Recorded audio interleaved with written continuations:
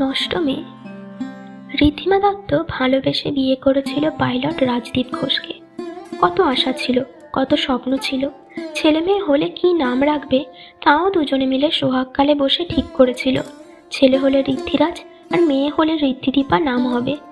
রাজদীপ জানতে চেয়েছিল ওসব নামের মানে কি। ঋদ্ধিমা বলেছিল আমার ইচ্ছে তাই, ব্যাস।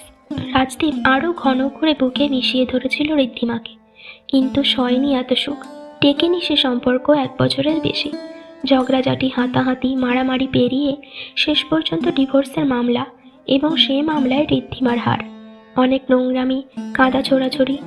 তবে আসলে মূল অভিযোগ হলো দুজনেরই নাকি একাধিক বিবাহ বহির্ভূত সম্পর্ক। প্রথমে একাধিক প্রেমের অভিযোগে গণ্ডগোল শুরু, তারপর অসহ্য হয়ে ওঠে, আর একসময় বাধ্য হয়ে ঋদ্ধিমা ছেড়ে যায় রাজদীপকে। রাজদীপকে ছেড়ে গিয়ে ঋদ্ধিমা প্রথমে নিজের বাপের বাড়িতেই যায়, কিন্তু সেখানে ঠাঁই মেলেনি। ঠাঁই না মিললেও সেখান থেকে চূড়ান্ত অপমান মিলেছিল। থাকার কোনো জায়গা নেই। আবার এত অশান্তির পরে রাজদীপের বাড়িতেও ফেরা যায় না।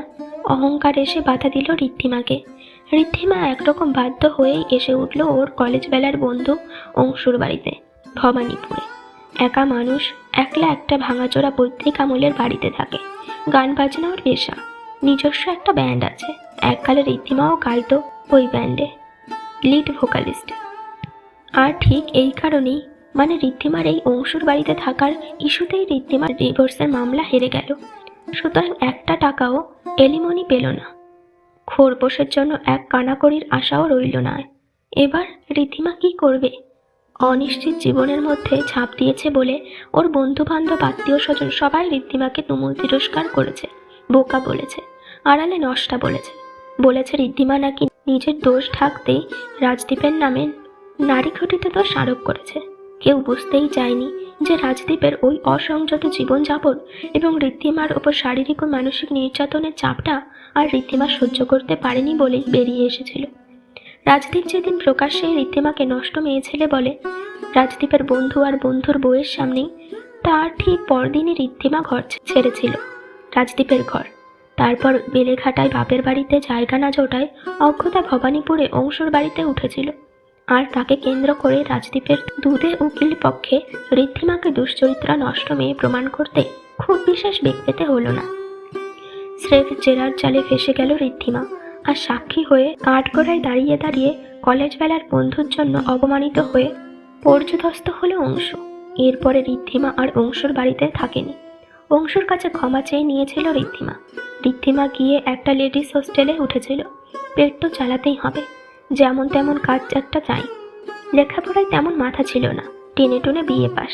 ওই যোগ্যতায় আজকাল বাজারে এমন কোনো চাকরি জোটে না যাতে নিজের সব খরচাপাতি উঠে যাবে।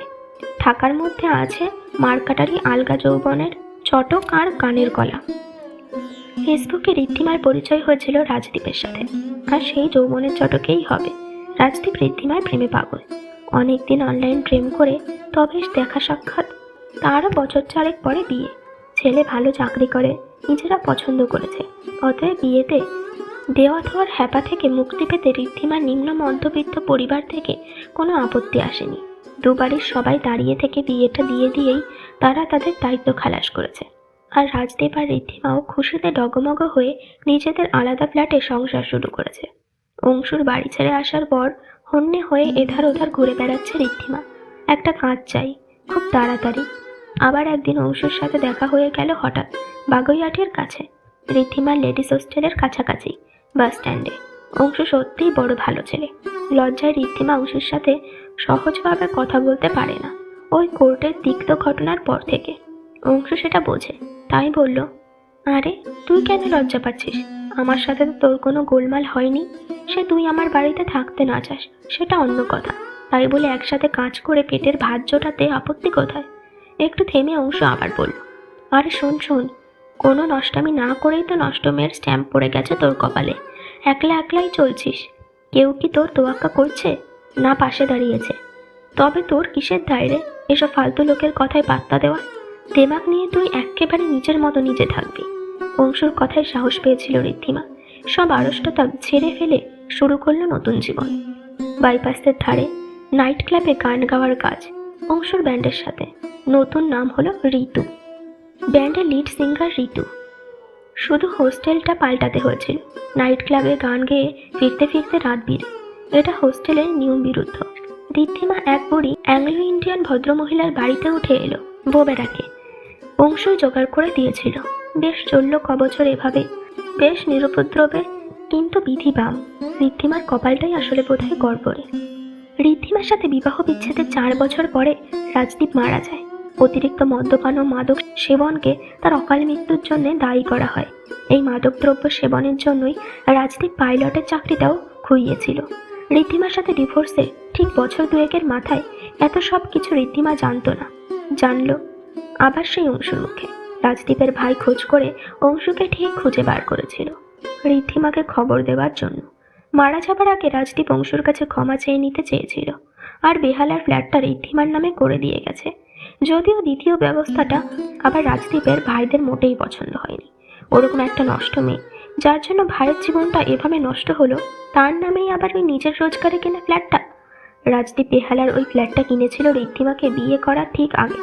ওই ফ্ল্যাটেই তাদের 1 বছরের সংসার করা, রাজদীপ আর ঋদ্ধিমার সংসার।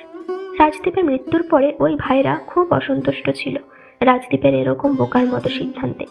তবে মৃত ভাইয়ের শেষ ইচ্ছাটা জানাতেও বাধ্য হয়েছিল অংশুর মাধ্যমে ঋদ্ধিমাকে। তাই অবশ্যই অন্য একটা কারণও আছে। রাজদীপের শেষ যাত্রায় আরও একটি খবর সামনে আসে। রাজদীপের জবানিতেই ঋদ্ধিমার প্রতিটি অভিযোগ সঠিক ছিল, আর রাজদীপ মিথ্যে অভিযোগে ঋদ্ধিমার সাথে সম্পর্ক নষ্ট করেছিল। নিশা নামের মেয়েটা, যার জন্য রাজদীপ এই সমস্ত ঘটিয়েছিল, তার পাল্লাতে পড়ে এই মারাত্মকভাবে নেশায় ডুবতে থাকে রাজদীপ। আর ওর টনক নড়ে যখন চাকরিটা চলে যায়। তারপরে ঘটে আসল কাণ্ড। রাজদীপের সাথে সেই নিশা নামের মেয়েটার যে জয়েন্ট অ্যাকাউন্ট ছিল, সেখান থেকে সম্পূর্ণ টাকা তুলে নেয়, অ্যাকাউন্ট ফাঁকা করে রাজদীপকে লুকিয়ে। ঋদ্ধিমা বাড়ি ছেড়ে চলে যাবার পরে যখন ওই নিশা মেয়েটার সাথে একসাথে বেহালার ফ্ল্যাটে থাকতে শুরু করে রাজদীপ, তখনই আস্তে আস্তে রাজদীপের চোখে সব ধরা পড়েছিল। নিশার উচ্ছৃঙ্খল জীবনযাপন, বাড়িতে বন্ধু বান্ধব জুটিয়ে এনে নেশার আর জুয়ার আড্ডা বসানো, কথায় কথায় রাজদীপকে গালিগালাজ, মারধর করে অশান্তি করা, আর তারপর ক্রমাগত চাপ দিতে থাকা বেহালার ফ্ল্যাটটা নিশার নামে লিখিয়ে নিতে। এতেই রাজদীপ বুঝতে পারে নিজের ভুল।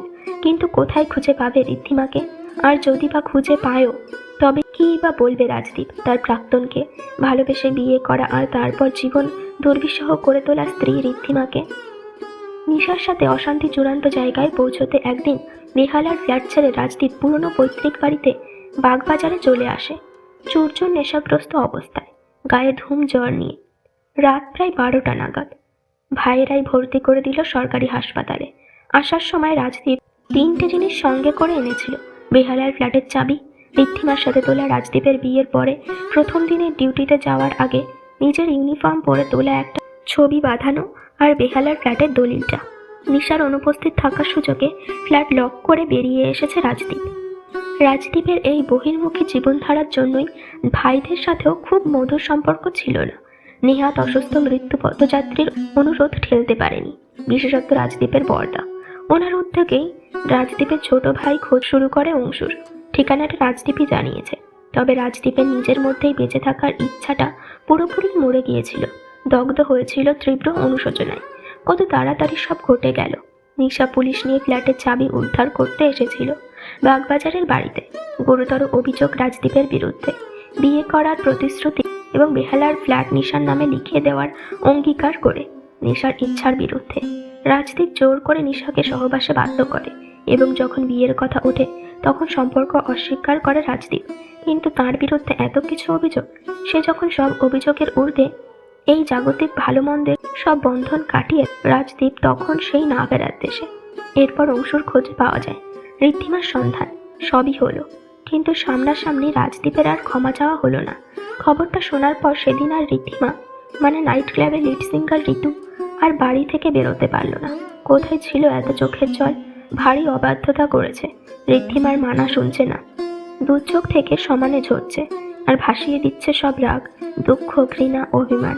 চোখের সামনে দিয়ে সিনেমার মতো বিয়ের আগের মেলামেশার 4 বছর আর বিয়ের পরের 1 বছর। এই সময় প্রতিটি মুহূর্ত ঋদ্ধিমার মনে তোলপাড় করে চলে যাচ্ছে। রাজদীপের চলে যাওয়ার পরে মাস 4 পার। ঋদ্ধিমা এখন বিহারের ফ্ল্যাটেই থাকে। 2টো মেয়ে ওর সাথে থাকে। পেইং গেস্ট শুধু থাকা। এখন আর নাইট ক্লাবে গান গাইতে যায় না। অংশুর ব্যান্ডে নতুন জয়েন করা নতুনদের গান তুলিয়ে দেয়। অংশু একদম খালি হাতে কাজ নেয় না ঋদ্ধিমার কাছ থেকে। সামান্য কিছু গুঁজে দেয় ঋদ্ধিমার হাতে জোর করে। এসব মিলিয়ে ঋদ্ধিমার একার জীবন কোনো রকমে চলে যায়। একটা দুটো করে দিন পেরিয়ে বছর ঘুরতে চলেছে। একা হাতে সব সইতে গিয়ে ঋদ্ধিমা আর সময় হয় না যে সব ঘর বারান্দা ঝকঝকে তকতকে করে পরিষ্কার করবে। সেদিন পেইং গেস্ট মেয়ে দুটো নিজেদের বাড়িতে গেছে। রবিবার, অংশুর ব্যান্ডেও ছুটি। ফাঁকা ফ্ল্যাট। সকাল থেকে ঋদ্ধিমা শুরু করেছে পরিষ্কার অভিযান। হয়ে গেছে ঘর দুটো পরিষ্কার পরিচ্ছন্ন। অনেকটা বেলা হয়েছে। রান্না করতে আর ইচ্ছে করলো না। ফ্রিজে পাউরুটি, মিষ্টি আর কলা ছিল, তাই দিয়েই দুপুরে খাওয়া সারল। রাতে দুটো সেদ্ধ ভাত ফুটিয়ে নেবে। অবশ্য বেশিরভাগ দিনই এভাবেই চলে ঋদ্ধিমার খাওয়া দাওয়া। দুপুরে ঘুমিয়ে পড়েছিল। ঘুম থেকে উঠে চা খেয়ে ঋদ্ধিমা শুরু করলো আলমারি গোছাতে। ওয়ার্ড্রপের প্রতি তাকে তাকে খাঁজে খাঁজে জড়িয়ে কত স্মৃতি। বিয়ের আগে, বিয়ের পরেও প্রথম প্রথম রাজদীপ যে শহরে যেত, সেই শহর থেকে কত রকমের গিফট আনতো ঋদ্ধিমার জন্য। বিশেষ করে sari, dress material, fancy jewellery, কত কিছু। শহরের মধ্যে ঘুরে ঘুরে শপিং করার সময় না পেলেও ডিউটির ফাঁকে ঠিক এয়ারপোর্টের শপিং আর্কেড থেকেও অত্যন্ত কিছু কিনত ঋদ্ধিমার জন্য। পরে আস্তে আস্তে কমতে থাকলো। দুটোর নাম তখন রাজদীপের সঙ্গে জড়িয়ে হাওয়ায় উঠছিল। 1 নম্বর নাম এয়ার হোস্টেস রুক্মিণী, আর 2 হলো বড়লোক বাড়ির বিক্রমা মেয়ে মিশা।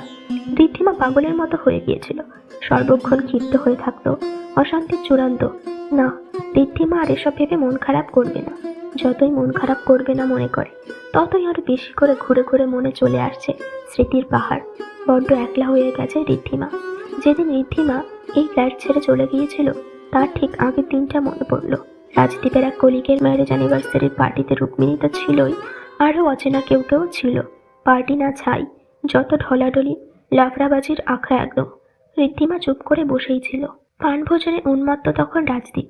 তারপর নেশা বাড়তে বাড়তে শুরু হলো নানান ধষ্টামো। আর তার মধ্যেই নিশার ফোন। রাজদীপ তখন পুরো ঘেটে গেছে। নিজের ওপর বিন্দু মাত্র কন্ট্রোল নেই তার। পার্টিতে বন্ধুদের আর তাদের বৌদিদের সামনেই ঋদ্ধিমাকে বলে বসলো, নষ্ট মেয়ে ছেলে একটা, ঘাড়ে বসে একেবারে রক্ত চুষে খাচ্ছে। ঋদ্ধিমা রাগে দুঃখে অপমানে সবার চোখ এড়িয়ে গিয়ে গাড়িতেই বসেছিল। ড্রাইভার লক্ষ্য করেছিল ঋদ্ধিমাকে ফ্ল্যাটে পৌঁছে দিয়ে আবার গাড়ি নিয়ে ফিরে গিয়েছিল পার্টি ভেন্যুতে রাজদীপকে আনতে। পরের দিন সকালে ফ্ল্যাট ছেড়ে বেরিয়ে গিয়েছিল ঋদ্ধিমা। সামান্য কিছু জামা কাপড় আর 2-1টা হালকা গয়না বাপের বাড়ির দেওয়া, ওটুকু নিয়েই। তারপর কত কিছু হয়ে গেল। চাকরি যাবার পর রাজদীপ গাড়ি বেচেছে। ঋদ্ধিমার গয়নাগাটি তো বোধহয় সবটাই নিশা হাতিয়েছে। কি হবে আর এসব কথা ভেবে ভাবতে ভাবতেই রাজদীপের স্টিল শেপটা খুলেছে ঋদ্ধিমা। খুব অগোছালো, কাগজপত্রে ভর্তি, অ্যালবাম, পুরনো ছবি ভর্তি, রাজদীপের শখের টুকিটাকি জিনিসপত্র। সবকিছু নামিয়ে ঝেড়ে বুঝে গুছিয়ে রাখলো। কিছু জামা কাপড় রয়েছে রাজদীপের, পুজোর সময় দিয়ে দেবে এগুলো অভাবী মানুষদের। একটা তাকে সব পাট করে গুছিয়ে গাছিয়ে রেখে বন্ধ করার সময় দেখলো ওই স্টিল শেপের ডান ধারের ছোট ড্রয়ারটা তো গোছানো হয়নি। খুলে ফেললো পাল্টাটা চাবি ঘুরিয়ে। টেনে একটা বড় ফাইল, রাজদীপের চাকরি থেকে টার্মিনেশনের কাগজপত্র, ওদের ডিভোর্সের কাগজপত্র। ওসব দিয়ে আর কি হবে। ফাইলটা ফেরত রাখতে গিয়ে দেখলো ড্রয়ারের তাকে পাতা হলদেটে হয়ে যাওয়া খবরের কাগজের তলা থেকে একটা ব্রাউন পেপারের চওড়া খাম উঁকি মারছে। ঋদ্ধিমা টেনে বার করলো খামটা। বেশ মোটা, ভারী, বড়সড়। কি আছে এতে? মুখটা ফাঁকা করে খামের ভেতরে চোখ ফেলল। একটা মাঝারি মাপের কভার ফাইল মনে হচ্ছে। টেনে বার করে ফেললো। হ্যাঁ, তাই তো। ফাইলটার উপরে ফ্ল্যাপে চোখ আটকালো। ও, এ তো হসপিটালের ফাইলটা। বিয়ের 4 মাস পরে ঋদ্ধিমার খুব শরীর খারাপ হয়েছিল। অ্যাপেন্ডিক্স অপারেশন করাতে হয়েছিল এই হসপিটালে। ঠিক হসপিটাল না, খুব দামি একটা নার্সিং হোম ছিল। মনটা আবার খুব আদ্র হয়ে গেল ঋদ্ধিমার। দেখো দেখি কত পুরনো চিকিৎসার কাগজপত্র, কিন্তু কতই না যত্নে রেখেছিল রাজদীপ ওগুলোকে। ঋদ্ধিমার হঠাৎ মনে হলো রাজদীপের সাথে ওভাবে গন্ডগোলে না জড়িয়ে ওকে হয়তো আরও একটু বোঝাতে পারতো, আরও একটু সুযোগ দিতে পারতো। ঋদ্ধিমা খুব ধীরে ধীরে ফাইলটার গায়ে হাত বোলাতে লাগলো। ওই ফাইলটার গায়ে যেন তখনও রাজদীপের ছোঁয়া লেগে আছে। ঝাপসা চোখ মুছে খুলল ফাইলটা। কতদিনকার কথা, তবু ঋদ্ধিমার মনে হচ্ছে যেন এই সেদিনের কথা। একদম উপরে রয়েছে ফিটনেস সার্টিফিকেট আর ডিসচার্জ সার্টিফিকেট। তার নিচে প্রেসক্রিপশনগুলো, তার তলায় হাসপাতালের একটা লেটার হেড, তার মধ্যে একটা খরচের এস্টিমেট, ভর্তি হবার ডেট আর টাইম, আরও কিছু লেখা, বেশ জড়ানো হাতের লেখা। অনেক চেষ্টা করে উদ্ধার করতে পারল না কি লেখা আছে। আর তাছাড়া এই সব দেখে আর জেনেই বা কি আর হবে। সেই কবেকার প্রায় 6 বছর আগেই তো ওই অপারেশন হয়েছিল। এখনো পর্যন্ত তো কোনো অসুবিধা তো হয়নি। আবার কোনো সমস্যা হলে না হয় আবার এই সমস্ত কাগজপত্র নিয়েই আবার হসপিটালে যাবে। ভাবল থাক, যেখানে ছিল রাখা সেখানেই রাখা থাক, হয়তো ভবিষ্যতে লাগতে পারে ভেবেই রাজদীপ এত যত্ন করে রেখেছিল। ফাইলটা বন্ধ করে খামে আর রাখলো না। খামটা ভাঁজ করে ফাইল কভারের পেছন দিকের ফ্ল্যাপে ঢোকাতে গিয়ে দেখলো ওখানে আরেকটা একটু ছোট সাদার ওপর হসপিটালের প্যাথোলজির নাম প্রিন্ট করা খাম ভাঁজ করে রাখা। ওটা আবার কি? বার করলো রিপোর্টটা। ঋদ্ধিমারই রিপোর্ট, নাম তো ওরই লেখা। রিপোর্টটা বিছানায় রেখে সোজা করে নিয়ে হসপিটালের অন্যান্য কাগজপত্রের সাথে রাখতে গিয়ে প্রিন্টেড রিপোর্টটায় চোখ গেল। এ কি লেখা আছে এতে? ঋদ্ধিমা 2 আর 2 ততক্ষণে 4 করে ফেলেছে। সব পরিষ্কার হয়েছে দিনের আলোর মতো। ঘৃণায় মুখটা কুঁচকে উঠেছে ঋদ্ধিমার, কপালে বিন্দু বিন্দু ঘাম। সেই দুর্বোধ্য লেখাটাও আন্দাজ করে নিয়েছে ঋদ্ধিমা। ওই ফাইল থেকে আবিষ্কার হয়েছে 3টে কথা, 3টে বিষাক্ত তীরের মতোই 3টে কথা। ঋদ্ধিমা সমস্ত অস্বস্তিকে এফোড় ওফোড় করে দিল। ফাইলটা খোলা পড়ে আর ঋদ্ধিমার চোখ দুটো থেকে আগুন ঝরছে। একই লেখা দেখলো। ঋদ্ধিমা উঠে দাঁড়ালো। বুক ফাটিয়ে চিৎকার করে উঠল ঋদ্ধিমা, 2 হাতে পেট ধরে। ঋদ্ধিমার চিৎকারে ওর ফ্ল্যাটের 4 দেওয়ালে ধাক্কা খেয়ে চতুর্গুণ হয়ে ফিরে এলো ওর কাছেই আবার। ফ্যানের হাওয়ায় ফরফর করে উঠছে কাগজগুলো। কোনটায় লেখা প্রেগনেন্সি পজিটিভ, কোনোটায় লেখা অ্যাবর্শন আর লাইগেশন অপারেশন করার খরচের এস্টিমেট, কোনোটায় লেখা অপারেশন শেষে টোটাল ফিটনেস আর ডিসচার্জড। ঋদ্ধিমার জীবনটা নষ্ট, সত্যিই নষ্ট। ওর কষ্ট কথাগুলো একটা বড় সড়ো ব্যঙ্গ। সম্পর্ক আর বিশ্বাস এই শব্দ দুটোকে ভেঙচি কেটে।